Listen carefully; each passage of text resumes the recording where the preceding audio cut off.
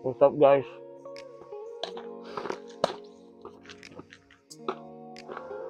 GX for my the house. Makain tayo ngayon naman eh. Makain tayo ngayon naman eh guys. Salamat sa nagpadala. Pinsan ko. Shoutout sa'yo. So yun lang. Walang mag-vlog guys eh. Kasi sa trabaho. So, pag-usapan na lang natin guys yung mga bagay na wala dito na meron dyan sa Pilipinas. Na pag napunta ka sa ibang bansa, ma-appreciate mo yung bansa natin, yung Philippines. Pinakauna siguro tricycle or padjak saka jeep. So wala dito niyan guys. Yun yung isa sa mga bagay na sana meron dito. At kasi Grab, Uber. At ang Uber dito guys, napakamahal. Sobra. Gagastos ka ng mga $20. Malapit lang mga $14-15. Hindi katulad dyan, paglabas natin, pwede ka tumawag ng padjak or ng trike or ng tricycle. Dito wala guys. Pupunta ka lang dyan sa kung saan kailangan pa mag-drive or mag-Uber. Hindi katulad dyan, no? Pwede ka mag-tricycle. So ano pa ba? Mga bus din dito guys. Kagandahan naman dito, yung bus dito. Most of the time ay on time sila. Sa atin may bus pero kahit saan pwede sila magbabat magsakay. Dito kasi meron ng sakayan, no? Designated na sakayan. Pero wala dito ng tricycle, walang trike, walang jeep na pupunta ka lang sa SM. Pwede ka na mamasahe. So yun, appreciate mo yung Pilipinas. May itong Pasko na naranasan ko. Yung pinaka-mall, dadayuhin mo pa. Hindi katulad sa Pilipinas. Kahit saan pumunta may mall. May SM Mall, may Robinson Mall, may Walter Mart. Dito kasi wala guys. Ang layo ng pagitan ng mall. So yun. So kung mamimili ka, dadayuhin mo pa. Kung gusto mo mag-mall, is dadayuhin mo pa yung malayo. Hindi katulad dyan. Bawat syudad, merong mall eh. Ito pa guys. Wala dito ang sari-sari store. So isa yun sa makakamiss. Kasi diyan may kulang ka lang, may kailangan ka lang bilhin. Lalabas ka lang ng gate, meron ng tindahan. Ito wala guys. Kung may kulang ka, kunyari nagluluto ka tapos kulang ng sangkap, good luck sa'yo. Kailangan pa mag-drive papunta sa Walmart or sa kung saan man para lang bilhin yung isang sangkap na yan. Hindi katulad sa atin, bawat kanto talaga may sari-sari store, yun ang kagandahan dyan. Isa pa dito, walang tingi-tingi. Sa atin may tingi-tingi, di ba? May napanood akong vlog isang araw. Gugulat sila bakit daw yung toothpaste natin dyan nakasachet. Yan, wala rin dito na. So yun yung mga bagay na ma-appreciate mo talaga yung bansa natin. Wala naglalakad dito sa gabi guys. Actually kahit umaga, bihira ka makakita na naglalakad. Isa pa pala ang difference yung maaga dito natutulog mga tao. Alas 8 pa lang, walang ng gabi, talagang sarado na lahat. Hindi katulad sa atin, masaya. Dito medyo malungkot kasi alas 8 nasa bahay na lahat ng mga tao. Medyo malungkot pag gusto mong lumabas, kumain sa labas, gumala. Sa gabi, wala kang makikita mo lang bukas McDo.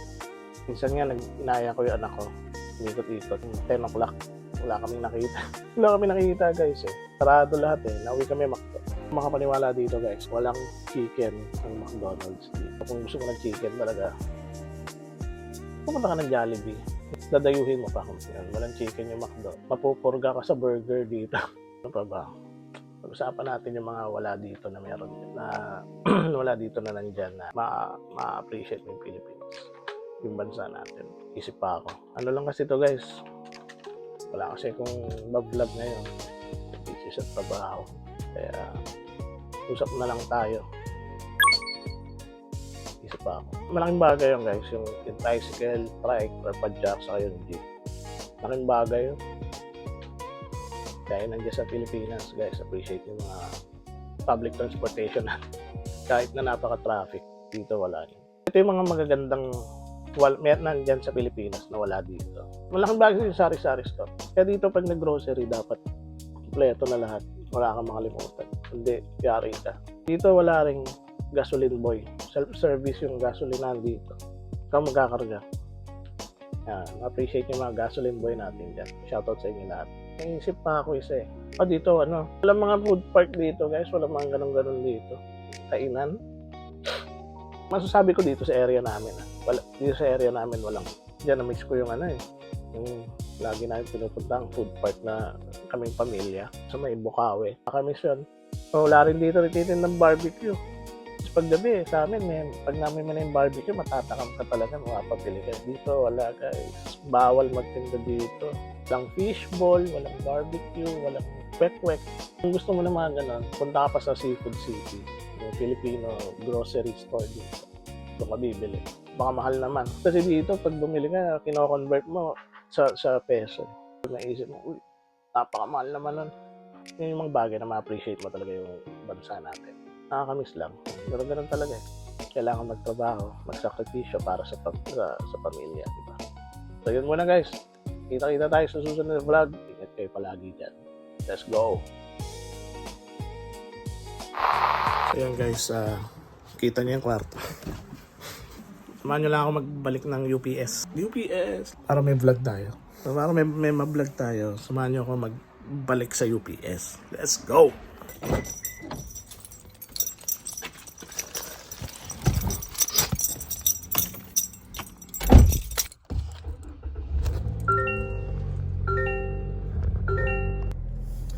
Yan, may pupuntahan tayo.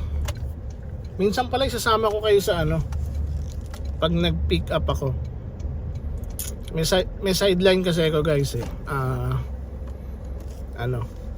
Nagde-deliver ako from Walmart to mga tao na umu-order online. So shoutout sa pinsan ko na nagturo sa akin yan. Side hustle. Minsan sasama ko kayo guys. At least alis tayo. Let's go. Meron tayong pupuntahan. UPS. Ito ibabalik ko.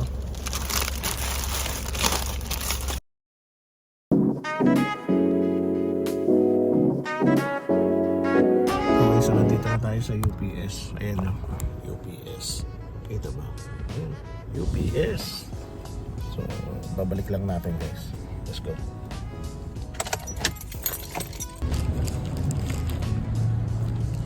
Sorry. Let's